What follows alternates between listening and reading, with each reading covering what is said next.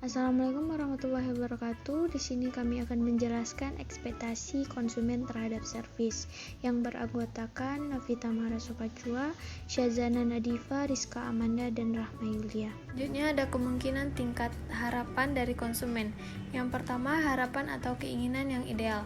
Harapan pelanggan mencakup serangkaian tanggapan, perilaku, harga, penawaran, peningkatan layanan atau produk, personalisasi, pengalaman yang diharapkan pelanggan saat berinteraksi dan terlibat dengan perusahaan. Yang kedua, harapan normatif yang sebenarnya, yaitu keharusan yang menyertai suatu peran. Harapan normatif ini dibagi lagi ke dalam dua jenis. Yang pertama, harapan yang terselubung, yaitu harapan-harapan itu tetap ada walaupun tidak diucapkan. Misalnya, dokter harus menyembuhkan pasien, guru harus mendidik murid-muridnya. Yang kedua, harapan yang terbuka, yaitu harapan-harapan yang diucapkan. Misalnya, ayah meminta anaknya agar menjadi orang yang bertanggung jawab dan rajin belajar. Yang ketiga, aturan yang berdasarkan pengalaman. Setiap orang yang ada di perusahaan harus memiliki komitmen untuk menciptakan pengalaman berbelanja yang menyenangkan bagi pelanggan, agar pelanggan tidak merasakan adanya perubahan dari hari ke hari pada pelayanan. Yang keempat, harapan yang diterima. Kepuasan adalah tanggapan pelanggan terpenuhnya kebutuhan. Hal itu berarti penilaian bahwa suatu bentuk keistimewaan dari suatu barang atau jasa itu sendiri, memberikan tingkat kenyamanan yang terkait dengan pemenuhan suatu kebutuhan, termasuk pemenuhan kebutuhan di bawah harapan atau pemenuhan kebutuhan melebihi harapan pelanggan. Yang kelima, harapan minimum yang dapat ditoleransi. Harapan pelanggan dibentuk berdasarkan beberapa faktor, diantaranya pengalaman di masa lampau, opini, teman, informasi, dan janji perusahaan. Apabila jasa minimum yang dapat ditoleransi dan yang dapat diharapkan, lalu yang terjadi sama dengan atau bahkan melampaui harapan tersebut, maka akan timbul kepuasan. Sebaliknya, jika yang diharapkan adalah jasa yang ideal, maka kedua yang terjadi kurang dari harapan akan timbul ketidakpuasan. Selanjutnya ada jenis ekspektasi. Yang pertama, layanan yang diinginkan. Tingkat layanan yang diharapkan konsumen terhadap kinerja yang diterima. Pelayanan yang diinginkan merupakan suatu perpaduan mengenai keyakinan konsumen akan sesuatu yang dapat dan harus diterima.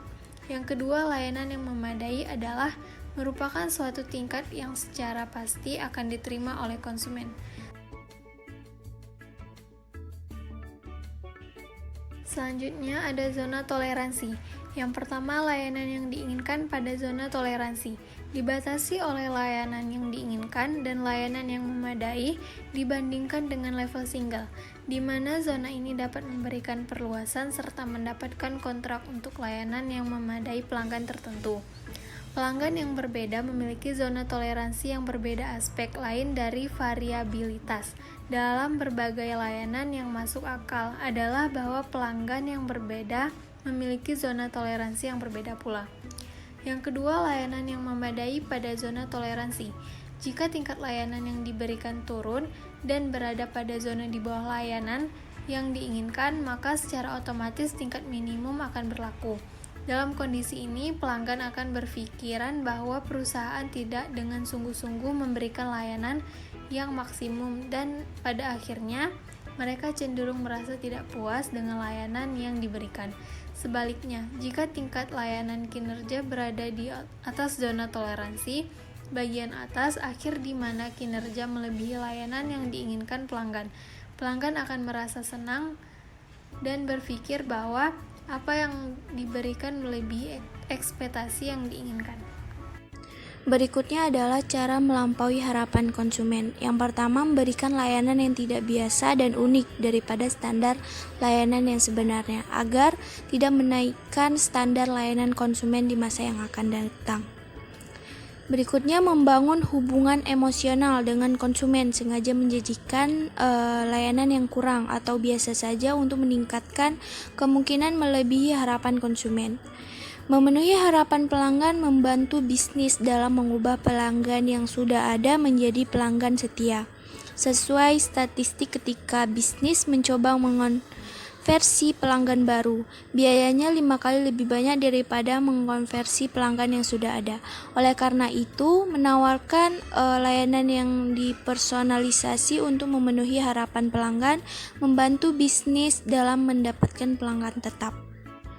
Berikutnya, agar tetap terdepan dalam persaingan pasar dalam memenuhi harapan konsumen, yaitu perusahaan harus memberikan layanan di atas tingkat layanan yang dianggap memadai oleh konsumen atau basic service. Namun, ketika kompetitor juga melakukan hal yang sama, maka harus dinaikkan levelnya ke tahap melebihi dari service basic, sampai akhirnya pada level yang melampaui harapan konsumen. Seperti contoh, warung kopi pada dasarnya hanya menyediakan minuman kopi. Namun lama-kelamaan WiFi merupakan hal yang sepertinya harus ada jika warung kopi tersebut menargetkan generasi muda betah untuk nongkrong dalam waktu yang lama.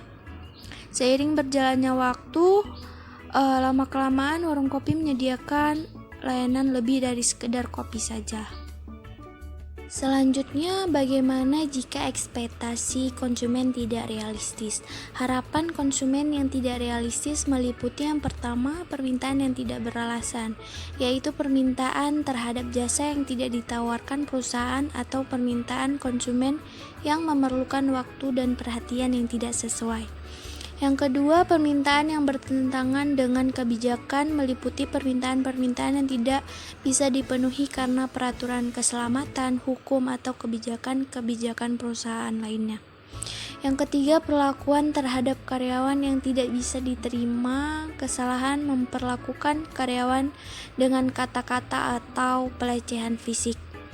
Jika ekspektasi konsumen tidak realistis, hal yang kita lakukan dengan cara mencoba menanyakan layanan yang diharapkan bagaimana, memberitahukan bahwa layanan tertentu tidak disediakan dan penyebabnya apa, komunikasikan bahwa layanan tentu akan diusahakan ada.